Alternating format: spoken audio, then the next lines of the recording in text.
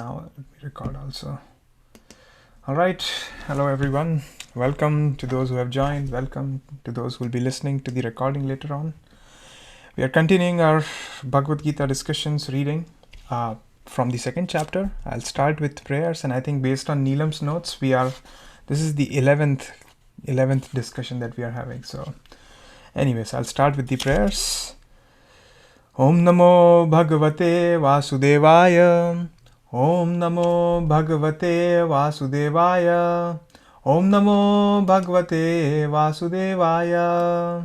Narayanam Namaskrityam Naram Chaiva Narottamam Devim Saraswatim Vyasam Tato Jayam Mudirayet Nashtaprayeshu Abhadreshu Nityam Bhagavata Sevaya Bhagavate Uttama Shloke Bhaktir Bhavati Nashtiki. Hare Krishna, Krishna Krishna, Hare Hare, Hare Rama, Rama Rama, Hare Hare. Alright, so we are continuing our reading on the second chapter, reading and discussion.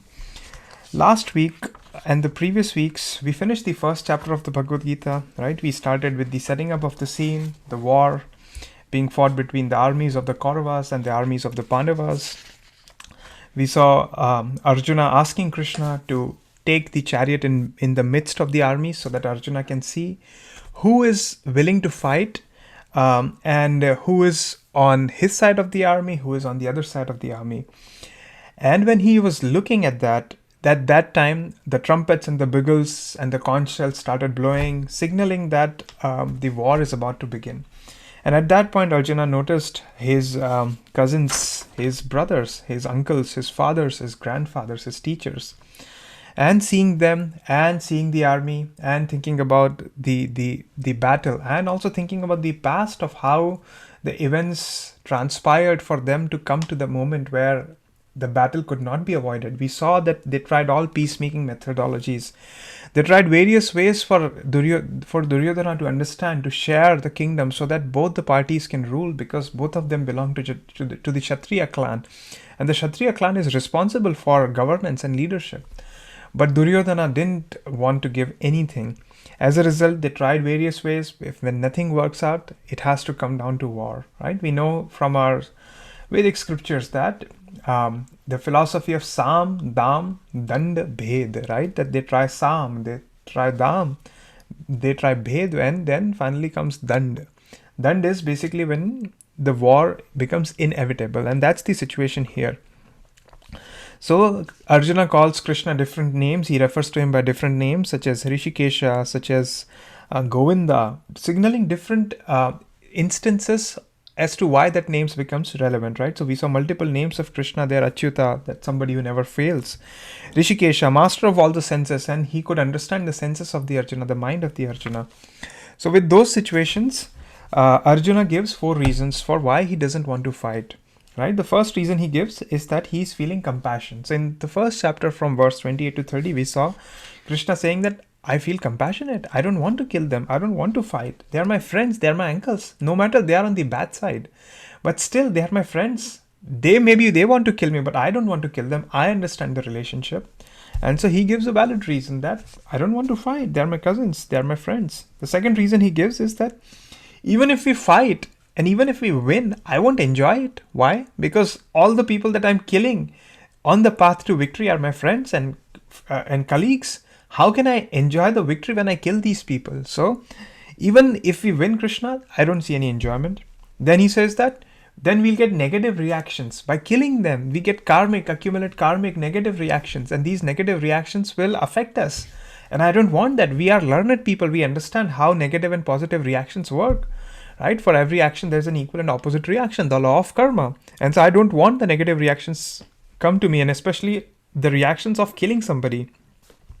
And finally, he says that I don't want to fight because if we fight, if we win or if they win, we'll end up killing a lot of men.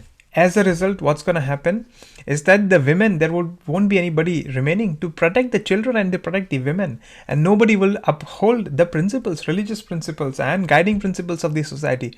As a result, corrupt and impious people will come and take over, and they will abuse our children, abuse our women, and they will create chaos in the society. And when chaos rises, then the entire society will fall down and become corrupt and into a chaotic order. And so therefore, Krishna, I don't want to fight. And finally, he says that I am indecisive. I don't know what to do. So he gives all of these reasons in the first chapter. And then he says that better is that I'll keep my bow and arrow aside and I'll sit down and I will not engage in this war. So overwhelmed with grief, Arjuna sits down, and that's where the second chapter begins, right? Then Sanjaya, who is speaking to Dhritarashtra, he's saying that seeing Arjuna full of compassion and his depressed mind, Krishna spoke the following words. Right? What did Krishna say first? We saw it last time. He said that, how have these impurities come upon you? These are impurities, O Arjuna. You are better than that. You understand the importance of fighting on righteous principles. You understand the importance of leading a society, setting an example. Then how come you are not able to stand for what is right against the evil people? Remember, they have taken so much land. They are corrupt. They are abusing so many people. They even caused indignity to your family. They insulted your wife Draupadi. Come on, you have to stand up.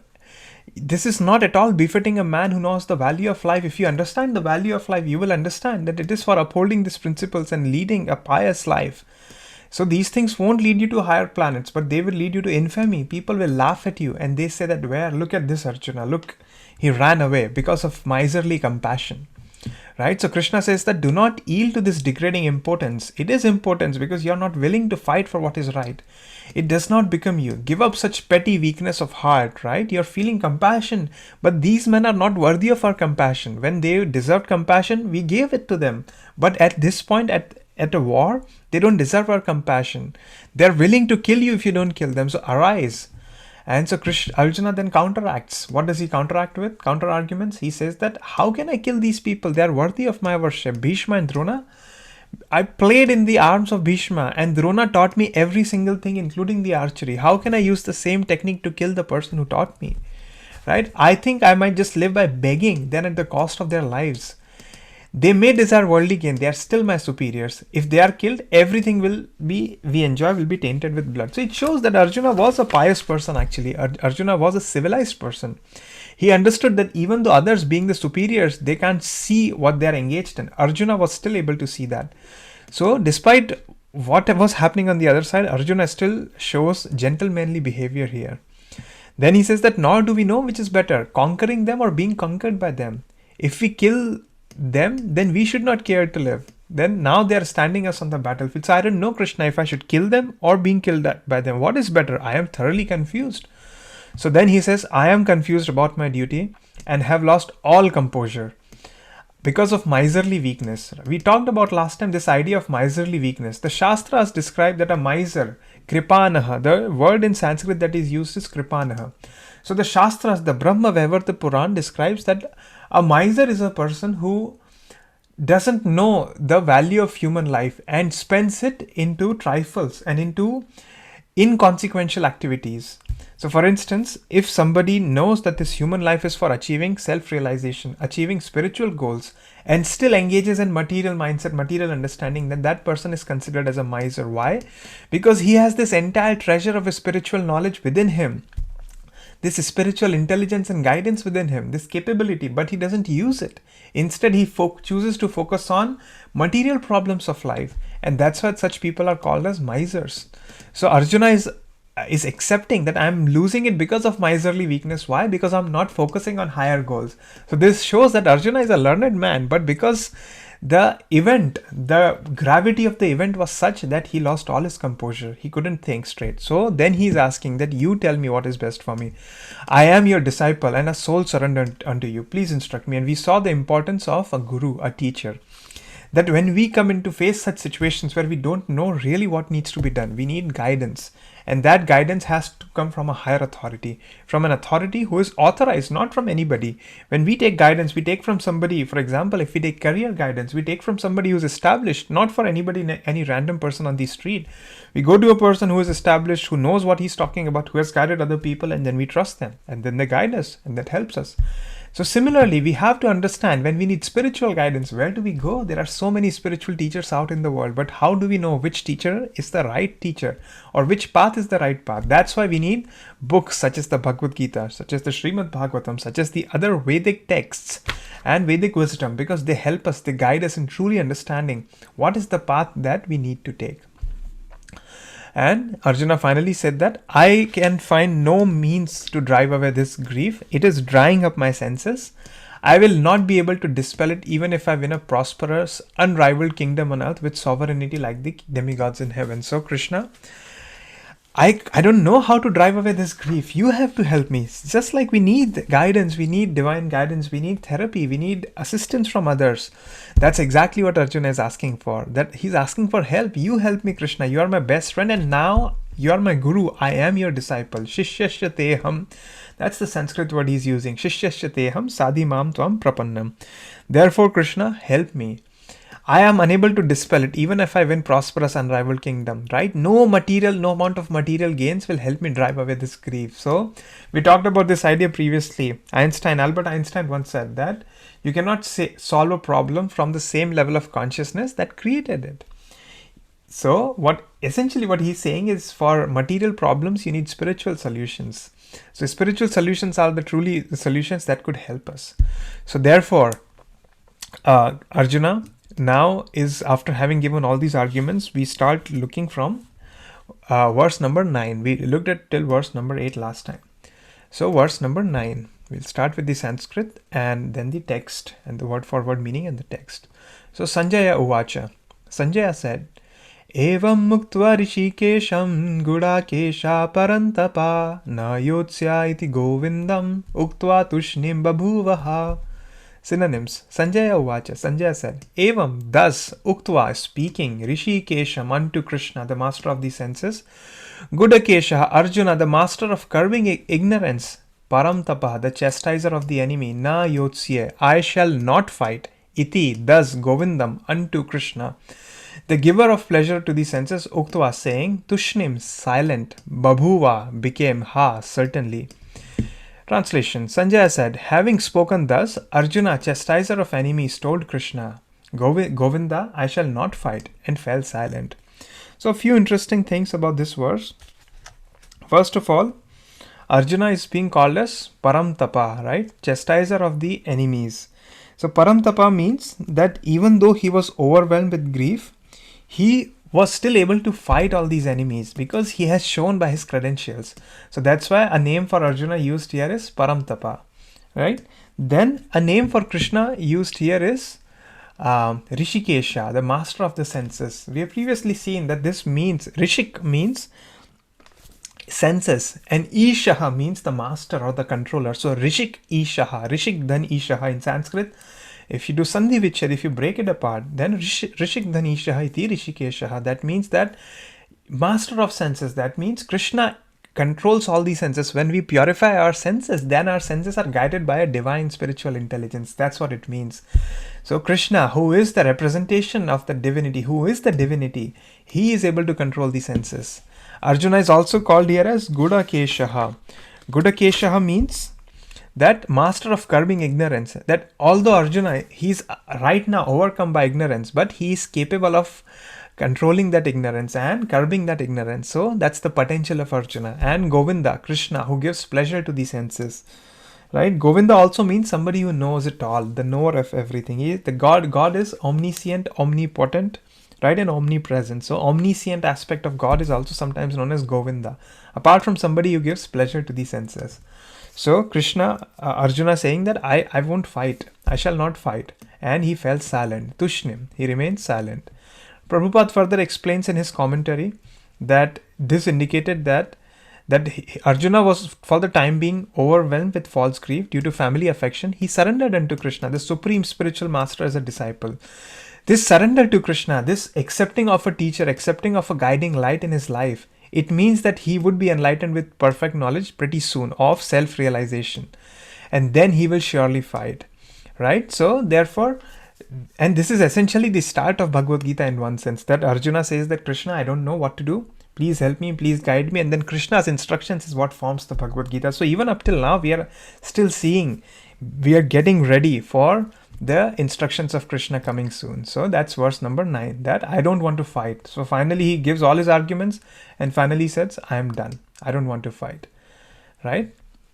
At that time, what happens? Tam uvacha rishikesha prahashnan iva bharata senayor ubhayor madhye vishidantam idam vacha.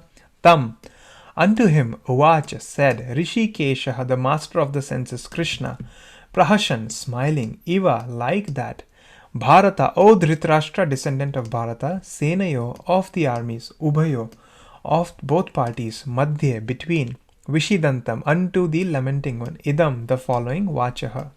Translation: O descendant of Bharata, at that time Krishna, smiling in the midst of both the armies, spoke the following words to the grief-stricken Arjuna. So truly now begins the instructions of Krishna to Arjuna.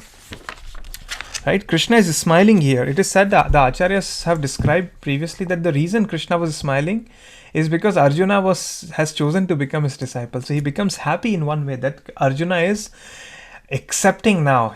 Instead of being defiant that I don't want to fight, you do whatever, I am going away. No, he instead accepts a higher guidance, higher intelligence in his life. So that's one of the reasons why Krishna was smiling actually. And he speaks to the grief-stricken Arjuna, right? Arjuna is Vishidantam, he's lamenting, he doesn't want to fight. And so therefore now Krishna starts with the very first instruction of Bhagavad Gita, the very first foray into the philosophy of Bhagavad Gita, right? So Krishna assumed the role of a teacher and spoke with gravity as required, right?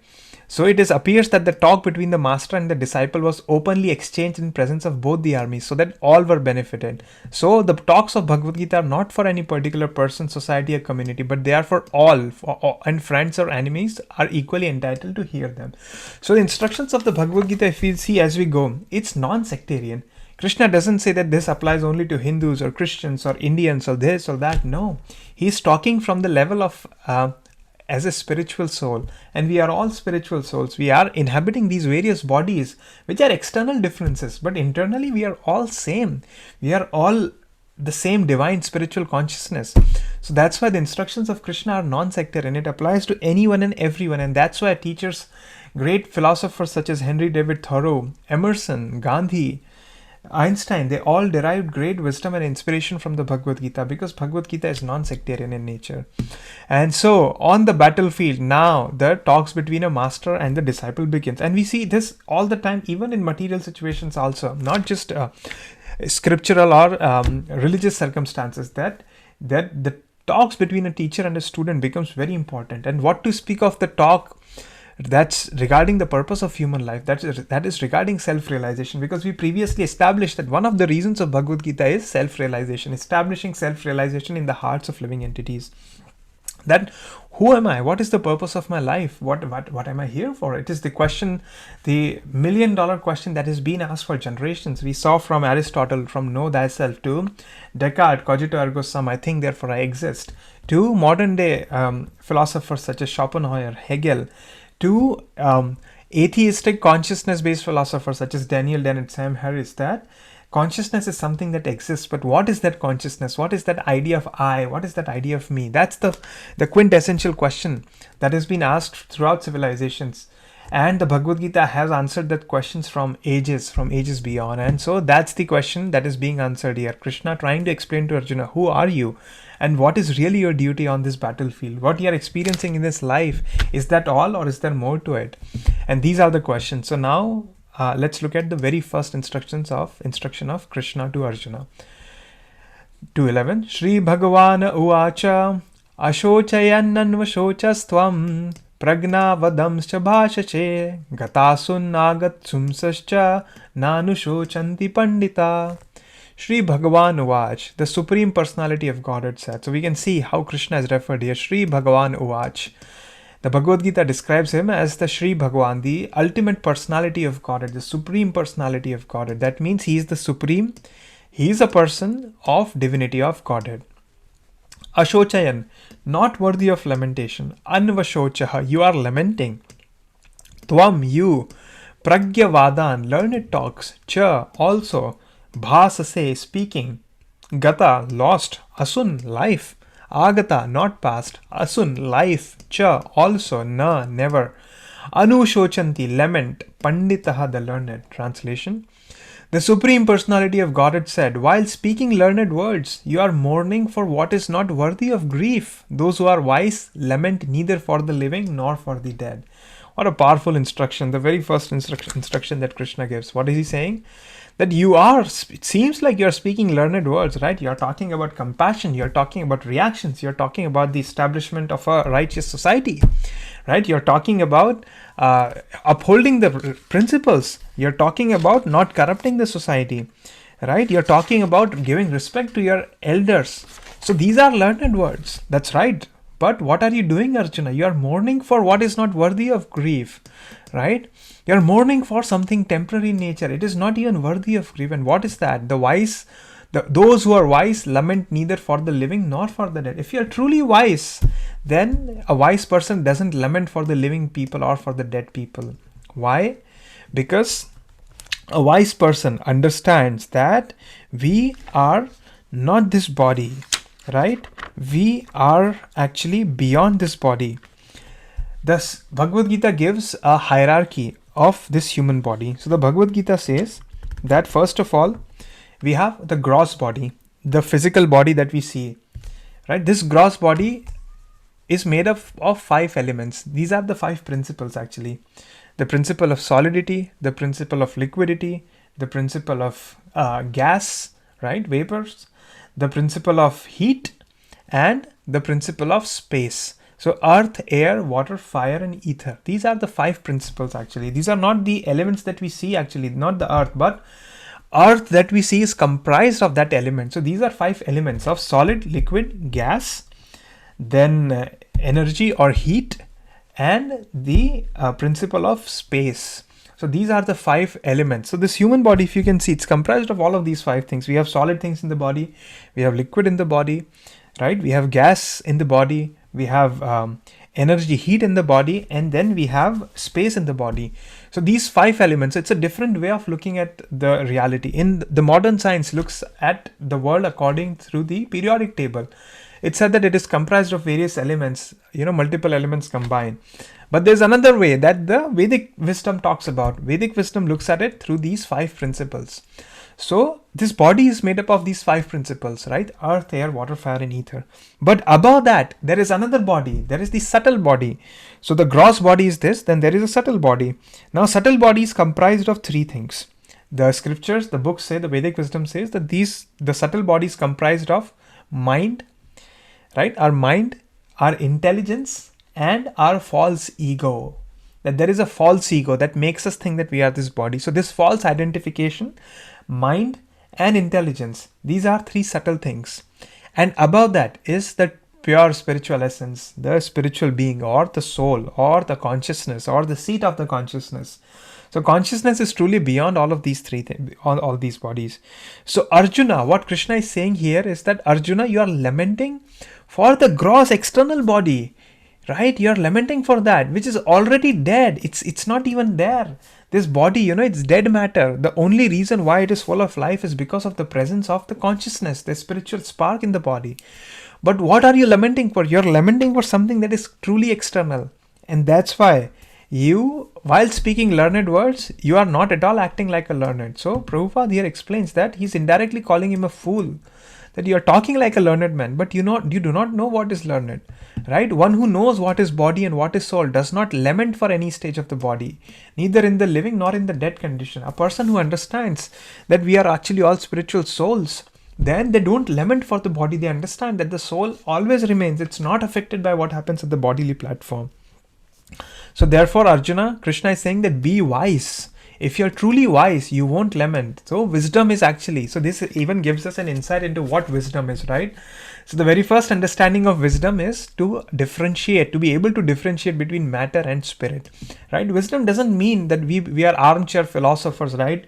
We can have a pipe in our hand and then we can talk about various philosophies in the world. No, wisdom is practical in nature. Wisdom means to be able to distinguish between matter and spirit, that there is this fundamental difference that exists. And as humans, we are spirits. Just imagine the paradigm shift that happens when we truly see as everyone else as spirit souls, not as their bodies. A lot of the perils of the society don't remain. Why? Because a lot of differentiation in the society, problems of such as racism, casteism, right? All these isms that we see in the society based on external, right? People differentiate because somebody is a man, somebody is a woman. They differentiate because somebody is white, somebody is black. They differentiate because somebody is higher caste, somebody is lower caste. They differentiate because somebody is rich, somebody is poor, or somebody is a human, somebody is an animal. All of the differentiations are based because we just think about matter. But if we truly see, they are all spirits actually. They are all spirit souls, just in different vessels. But the entire idea remains the same. Water in a bucket, and water in a jug, and water in a glass bottle. The content remains the same. The vessel is different, right? But the inherent nature of water is water, irrespective of the container. That's essentially the point that we truly see. And that's when we truly see the equality of all living entities in the world. That's when we can truly cultivate compassion in the world, and we can truly see the world as one family. One of the core aspects of Vedic wisdom is Vasudev Kutumbakam, right? This entire family as one family of Vasudeva. Vasudeva is another name for Krishna. So we are all family of Krishna, Kutumbakam. How? By seeing that everybody is a spirit spark, a spiritual being, not the material body. So, Arjuna, although you are saying that you are wise, but your actions don't mean that. Your words, it doesn't mean that. Right? Arjuna agreed that religious principles should be given more importance, but he did not know the knowledge of matter, soul, and supreme, that it is even more important than religious formularies, right? Religion without philosophy is fanaticism. Prabhupada used to say that religion without philosophy is fanaticism, yeah, right? People blindly follow rules and regulations without understanding, and philosophy without religion is mental speculation. Because then you don't understand how do we translate those principles into practical aspects. So we need both actually. We need to understand. So Arjuna, while talking about religious and sociological principles and political principles, but he didn't know the truly important aspect of the matter, soul, and supreme. What is matter, what is soul, and what is supreme? And because he was lacking in that knowledge, he should not have posed himself as a learned man. So Krishna, that's why called him out in the very first statement that, you are speaking as a learned man, but it's really not learned at all. Right? The body is born and it's destined to be vanquished today or tomorrow. It's gonna happen at some point in time. Right? Nobody has been able to stop it. Therefore, the body is not important as the soul. But imagine the entire society today structured around the body. This looks good, this looks bad, this is that, this is that. It's all based on bodily differences, and that's why we are suffering as a society completely. We are in shambles because of this external differentiations that we have done. That's why we need to understand. We need this wisdom to understand, to be able to truly see each and every person of the world, each and every animal of the world, each and every plant of the world, each and every insect of the world as a spiritual spark, and look at the world through that way. And then we truly act in the world, right? So one who understands the difference between the matter and spirit is actually learned, not somebody who just can talk on political science or sociology. That's truly how we differentiate somebody who's a wise person. So that's the definition of wisdom. And for that person, there is no cause for lamentation. Why? Because he doesn't care about the conditions of the material body. So just see, this is the very first instruction of Krishna, and how powerful that instruction is. This is really the start of Bhagavad Gita, that you understand the difference between matter and spirit, and don't lament for the body, which is going to be vanquished either today or tomorrow. Right? Now let's look at instruction number 2. Na tvam meham jatu nasham, na tvam neme janadipaha, na chaiva na bhavishyamaha, sarve vayam atah param. Na, never, tu, but, eva, certainly, aham, I, jatu, at any time, na, did not, asam, exist, na, not, tvam, you, na, not, ime, all these, Janadipaha, kings, na, never, cha, also, eva, certainly, na, not, bhavishyamaha, shall exist, sarve vayam, all of us, ataha param, hereafter. Translation: never was there a time when I did not exist, nor you, nor all these kings, nor in the future shall any of us cease to be. So, the second instructions of Krishna, The second instruction regarding the analysis of body and soul. What is he saying? That never was there a time when I did not exist, nor you, nor all these kings. That means, Arjuna, we have always been existing, nor in the future shall any of us cease to be. That means we will continue to exist in future, Arjuna. So what is he saying? He is hinting towards the nature of the spirit soul, the nature of the divine being, the nature of consciousness. That it is not vanquished, it always exists, it's eternal in nature, it never discards, never goes away. It has existed in future, you have existed in future, I have existed in future. All of these kings that you are seeing arrayed on the battlefield have also existed in future. Similarly, in the future, you will exist, you will continue to exist, maybe not in the same body, in a different body, in a different form, but you will. Same for me, and same for all of the kings. All of us would exist in the future. So we are all eternal beings. Therefore, there's no reason for you to lament. Another verse by Prabhupada is given from the Katha Upanishad. The Katha Upanishad says, Nityo Nityanam Chetanas Chetananam Eko Bahunam Yo Vidadhati Kaman Tam Atma Asthamya Nupashanti Dhiras Tesham Shanti Shashwati Netarasham. That means that we have always existed. We Nityo Nityanam, Chetanas Chetananam, right? We have always been conscious and we have always been existing. Eko Bahunam Yo Vidadhati Kaman, and we are all connected to that one Supreme, right? So this same knowledge has been written and described numerous times in the Vedic texts, that a person who can see within and without the same spiritual spark, the same spiritual Lord, and the eternality of all beings, he is the one who can truly see actually. So Krishna is clearly speaking that we are all always existed. We are all individual living entities, both in our conditioned and in our liberated situations. Therefore, Arjuna, all of these are individual eternal persons. It is not that they never existed in the past and they will cease to exist.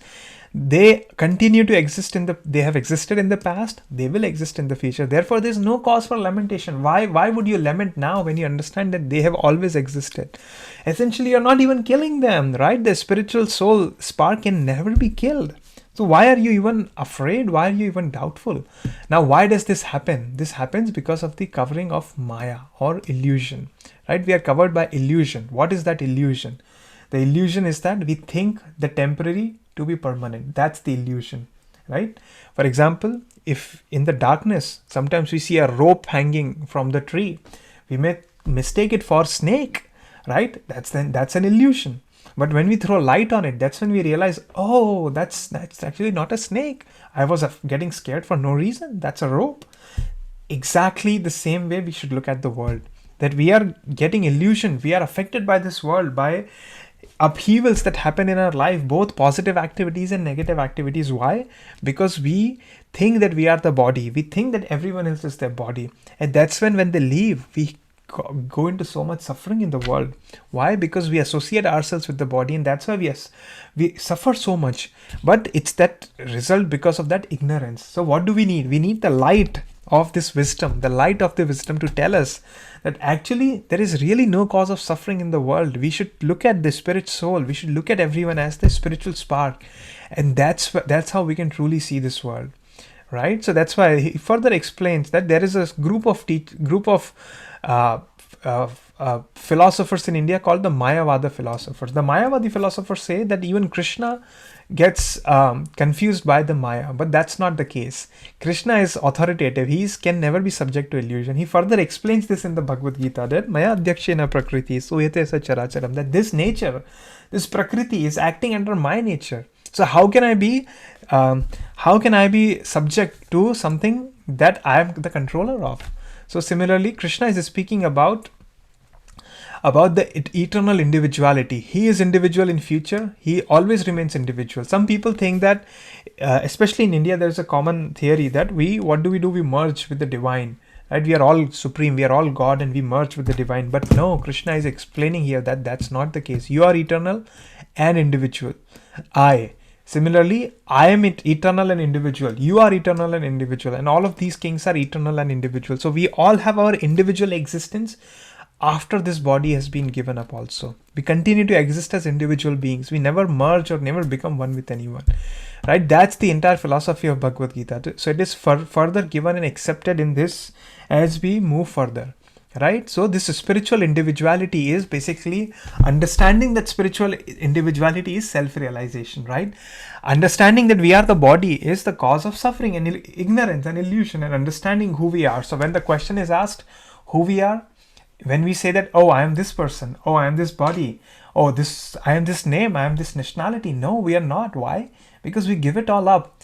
So if we give up something, then how can that be a true eternal nature? Right? So the true eternal nature exists within. That is spiritual individuality that Krishna is hinting here, that we have always existed. That is the core purpose of Bhagavad Gita, as we have talked about. So Bhagavad Gita is trying to explain to us here, it's hinting that we are spirit souls. He directly goes into it next verse, in the next few verses, but he's hinting that we are spirit souls.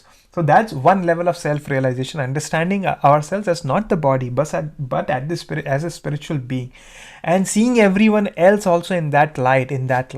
That's truly how we can understand. That's the first level of understanding. Then second, if we are a spirit soul, then what is the nature of that spirit soul, right? What is the purpose of that? How does it exist? What is that connection? And that's all, as we previously talked at, that's all called as Sambandha Gyan. The knowledge of our relationship with the world, knowledge of our relationship with other living entities, and knowledge of our relationship with the Supreme. That's Sambandha Gyan. Then the second kind of knowledge is Prayojana Gyan. That means our ultimate destination. If I am a spirit soul, if I am a conscious being, if I am a conscious entity, and if this world is matter, then I must come from a conscious source. What is that conscious source? Where is that conscious source? What is my relationship to that? That is the second level of understanding, the goal, understanding of the goal. And finally, the third level of understanding is how to get from where I am to where we need to go. That is Abhideya. So these are the three important aspects of knowledge that the Vedic scriptures define, the Vedic wisdom defines. Therefore, we have to understand this from this spiritual individuality, and we have to see the Bhagavad Gita through that way. Even great teachers such as Ramanuja and other great acharyas such as Madhvacharya, such as Vishnu Swami, such as Shukdev, they have all spoken. Vyasdev, the person who wrote the Vedic scriptures, all of them, they all talk about this spiritual individuality, right? The non-devotee, sometimes a lot of people, other people have commented on Bhagavad Gita, but their commentary is considered as licking the bottle of honey and trying to get the taste of honey. So this example is given that if you really want to taste honey, then you have to open the bottle and go inside. You cannot just lick from the outside. So similarly, if you truly want to understand the Bhagavad Gita, then you have to understand from somebody who understands the purport of it, who understands the meaning of the Bhagavad Gita, not somebody who can give the academic translation to it. So again, he's trying to explain that this individuality is the core point. The plurality of the individual soul and the Lord is an eternal fact, and it is confirmed by the Vedas as above mentioned. Therefore, this individuality is a very important point, that we remain individual, we were individual, we are individual, and we continue to remain individual while having a relationship with the divine, with the Supreme. What is that? So Arjuna, knowing yourself to be an individual spiritual soul, and as I told you, as Krishna says in the previous verse, that you are lamenting for something temporary, you are lamenting for something that you shouldn't lament for. The wise don't lament for living or dead, and you are an individual spiritual spark. So don't worry, don't lament, right? What's the third verse? The most important, a very popular verse of Bhagavad Gita. Dehinosmin yatha dehe kaumaram yauvanam jara tatha dehantara praptir dhiras tatra namuhyati. Dehina, of the embodied, asmin, in this, yatha, as, dehe, in the body, kaumaram, boyhood, yauvanam, youth, jara, old age, tatha, similarly, dehantara, of transference of the body, prapti, achievement, dhiraha, the sober, tatra, thereupon, na, never, muhyati, is deluded. Translation: as the embodied soul continuously passes in this body from boyhood to youth to old age, the soul similarly passes into another body at death. A sober person is not bewildered by such a change. So, Arjuna, understanding that you are not temporary, you are eternal, and you are individual, and you are spiritual, now understand that this eternal, individual, spiritual spark passes in the same body from boyhood to youth to old age. Right? We have all passed from childhood, then youth to old age. We We remain the same. The body changes, right? A person who is 10 years old, and when he's 70 years old, he doesn't say that I am changed now. He still remains the same person, right? But the body is completely changed. So what is that? What is that nature that has remained the same in the body when he was 10, or when that person, he or she, was 10, when they were 20, when they were 30, when they were 40, and when they were 80 or 90? What is that one core, that common thread that has remained the same? That is the spiritual, eternal, individual soul. So similarly, and after this body, after the old age, the soul passes into another body at death. A sober person is not bewildered by a change. A sober person can see all of these things, that yes, it is the soul. The problem arises when we don't acknowledge the existence of this spiritual soul. The problem arises when we just see people as their bodies. And so when the body dies, we lament, oh, that person is gone. Where has that person gone? The body that we saw is right here in front of us, right? What is that thing that is gone? That's the conscious spark. That's the eternal, individual, spiritual soul that is gone. So Arjuna, a sober person should not be bewildered by such a change. These people that you are seeing, they were kids at one point in time, right? Then they pass through their youth, and now they are in their old age. And then they will pass into another body. That's the nature of this world. So you should not lament, right? This is a very, very important words. A few things here is the use of the word dhira, right? Dhira. Dhira is used for the sober. Dhira means somebody who understands the constitution of the body, who understands the individual soul, who understands the super soul, and who understands both spiritual and material nature. That is a dhira. That is a wise person. So truly the mark of a wisdom is somebody who is able to differentiate between matter and spirit. That's an intelligent person. That's what the Vedic wisdom says, that that's the person of wisdom, not the person who can speak hundreds of thousands of languages or who can speak on sociology. That's all fine. We are not negating or invalidating that knowledge. But a truly wise person is who goes beyond that, who has knowledge of that, plus who can actually, more than anything, he can speak about that person, he or she can speak about the idea of the difference between matter and spirit. That is the fundamental differentiating factor of truly understanding, right? So this body, it changes from boyhood to youth to old age. The transition is always happening. We see even the modern science say, right, that every few years, I think it's every 7 years, that all the cells of our body rejuvenate and regenerate, right? Older cells are dying and giving away, and newer cells are coming up. We see it all the time that we are actually, every single moment we are in a different body, right? A very famous philosophical example, I think it was Spinoza from Greek philosophy, who said, I think, I'm not sure, I may be wrong, that you don't step in the same river twice, right? That you step in one river, but by the time you step in again, it's a different river, right? Because that particular moment in time, that particular thing, those particular atoms, that particular constitution at a point has passed. So similarly, the Bhagavad Gita says that this body is always getting updated, getting changed. It's already moving. Every single moment of time, every single day, we are moving towards this body is changing, and at one point this will become unusable. And when it becomes unusable, as a spirit spark, the soul will pass into another body. Whether it's a spiritual body or a material body, that's a different consideration. That we'll see further what happens at death, right? What is that question? But it is changing, and it's gonna change. So therefore, you should not rejoice. You should not lament. You should not lament, or you should not be bewildered by such a change. You see it all the time. Krishna further later on explains that this is like changing of clothes. Just like you give up old clothes and you put on new clothes. It's exactly like that. So this same spirit soul does not change, but it's the body that changes, and then finally soul transmigrates to another body. So it is sure to have another body. It's either material or spiritual. So what is the cause of lamentation? You are actually causing no loss here. You are not even resulting in their death. Why? Because they are eternal in nature, right? That's the point. That's the point that Krishna is trying to escape, right? That's the definition of dhira. Somebody who understands these things.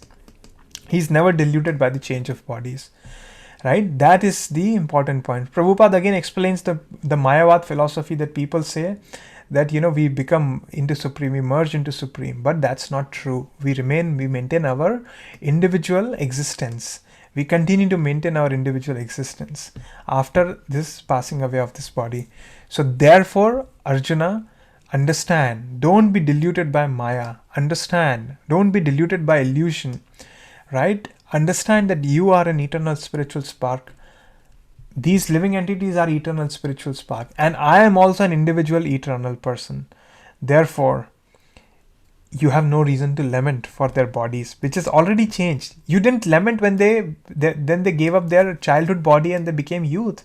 You didn't lament when they gave their youth body to old age body, right? Then why are you lamenting right now when they are giving up their old body and they're passing into another body, right? This is the cause of suffering in the world. This is why, because we look at the bodies, right? We'll look at one more verse and then we'll conclude. One final verse, again a very, very important verse. These verses are core of Bhagavad Gita, the Sankhya philosophy, that is the analysis of body and spirit, is very important. Okay, what's the verse? Matra sparshastu kaunteya shitoshna sukha dukkhada agama paino nityas tamstitikshasva bharata.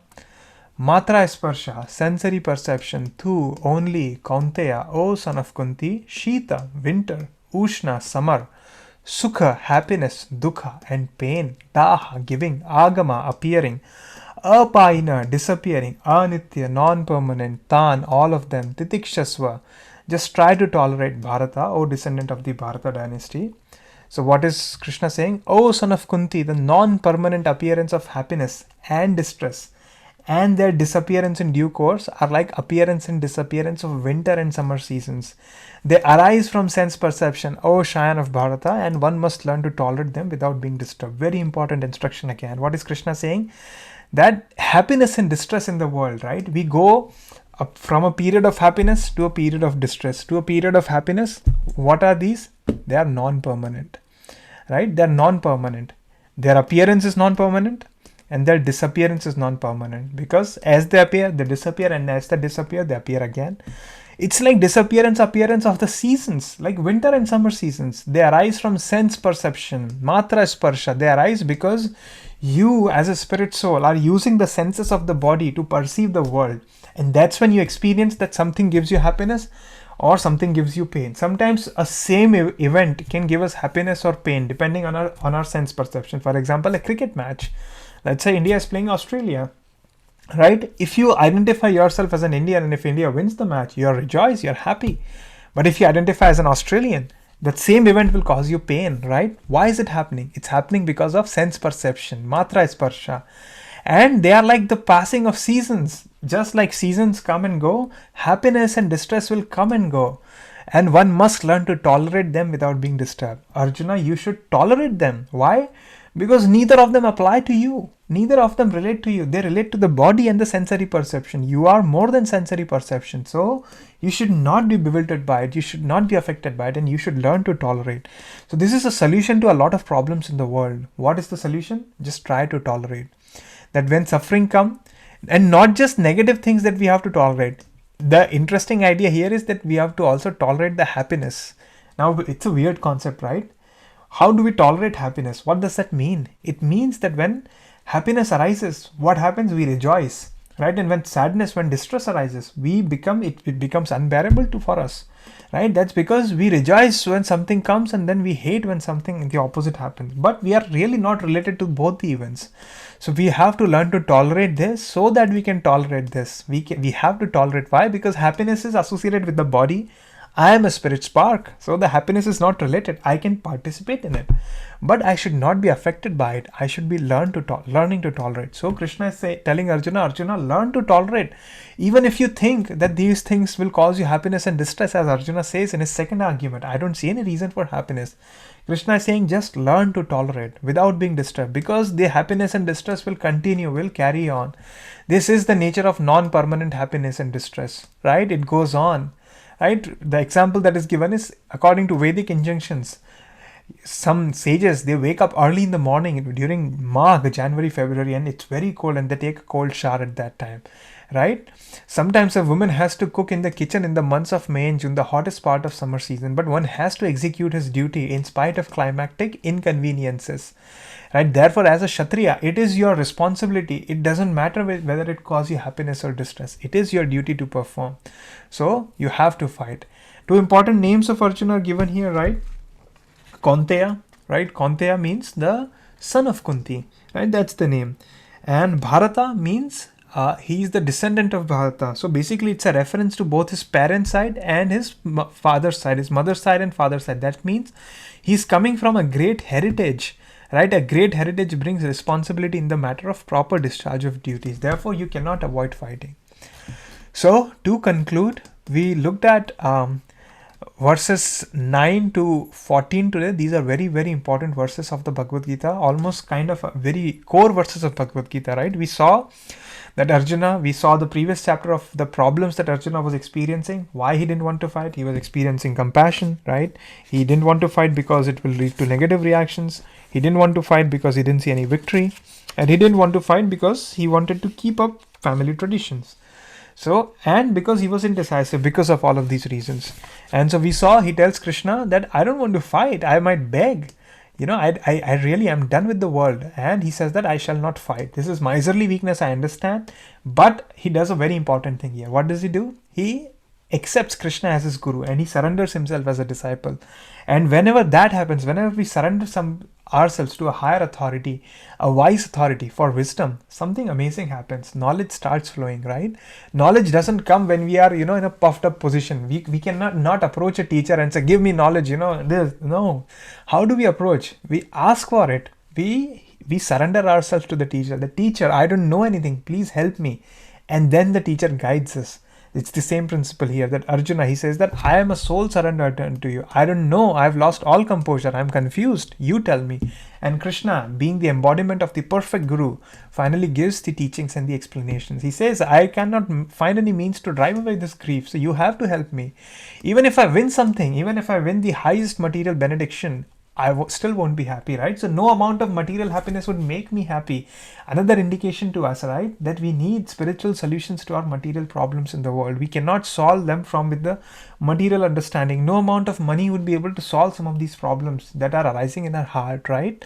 When somebody has lost somebody, there is no way that material gains would help them. They need spiritual understanding. Similarly, in all of our situations, 99% of our problems would be solved if we apply a spiritual mindset. And such a person is known as a wise person who is able to differentiate between matter and spirit. So Krishna is smiling.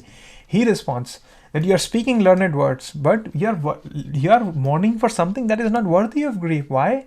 Because the wise doesn't lament for living nor for the dead. Why? Because the wise understands that the spirit soul is individual, right? Here, never was a time when I did not exist, nor you. Eternal, we will never cease to exist. So we are individual, we are eternal, and we are spiritual. Therefore, Arjuna, there is really no point for you to lament. These three are the qualities of the soul, right? So this soul, which is individual, eternal, and spiritual, it has passed from the body of a child to the youth, to the old body, and to a dead body. And after the dead body, it gives up when the body is unusable, goes to a new body. So a sober person is not bewildered by such a change. A dhira. So be a dhira, Arjuna. Understand, you are speaking learned words, but you are not acting like a learned person. So therefore, you should understand that this change will continue. You didn't cry when the body went from boyhood to youth. So why are you crying now when it's going from old age to that? It's bound to happen. That's the nature of the world. The embodied soul passes like that. And even if you think that these will cause you happiness and distress, then what should you do? You should tolerate, just like you tolerate winter and summer. We don't do anything. We tolerate when situations arise like that. What do? We tolerate the cold winters, right? People tolerate snow around the world. People tolerate snowstorms. Similarly, people tolerate summer seasons. What to do? It comes and it goes. That's the nature of the world. We may try artificial ways of being away from it, but we cannot escape it. We still have to go through it, right? We still have to tolerate it. So just like these seasons come and go, happiness and distress in the world also comes and goes. That's the nature of the world. This world is known as duality, right? Night and day, happiness and distress, right? Good and bad, right? This is a world of duality, positive and negative. There will always be duality in the world, and they will come and go. Therefore, what should you do? You must learn to tolerate. That's how you become elevated. That's how you become wise. So learn to tolerate and understand that you are an individual, eternal spiritual spark. right? We'll continue with these for more verses on next time. These are again super duper important verses. This chapter is called as Contents of the Gita Summarized. So a lot of what we are going to read in further chapters is actually summarized here, and it essentially sets the tone for the entire philosophy. So very important. So I would highly encourage all of you to join from next time and participate in interactions as we continue to. But even though, regardless if you are unable to because of various circumstances, I'm still happy that we are able to talk through these things and discuss. So thank you for joining. Akanksha, do you have any questions or any thoughts or comments? No, nothing. It was it was a very enriching session. No questions, yeah. Just Very. making me think about a lot of things and Mm. yeah, in general question a lot of things. But yeah. Contemplation, right? A lot of Yeah, contemplation actually. yeah. Yeah, that's what happens actually, right? When we come in touch with such high philosophy, and it's meant to be, right? It's better. It's always better to come in touch, right? So that we can truly understand how we can truly contribute to the world in a better way, right? Truly help everyone. Truly discover those gifts. Self-realization is also about uncovering our gifts that are given to us, and to truly share it with the world and to truly see equality in the world. Just imagine so many problems arise because of this bodily identification, and how we can solve if everybody understands that we are spiritual sparks. It's the world would look different, right? Very different from what it is.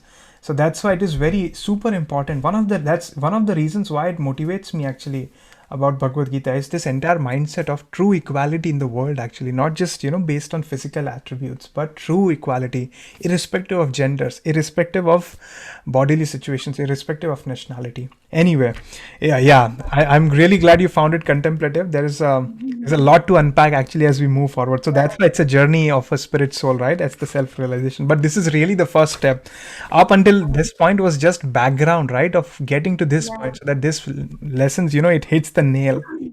But yeah, thank you for joining. If there are no questions, then Thank you I'll so just much. I'll stop sharing. Thank you for joining, Yeah. and thank you everyone who will listen after this. We'll continue from next time onwards. Have a great day, great evening. Bye bye. Hare Krishna. Bye.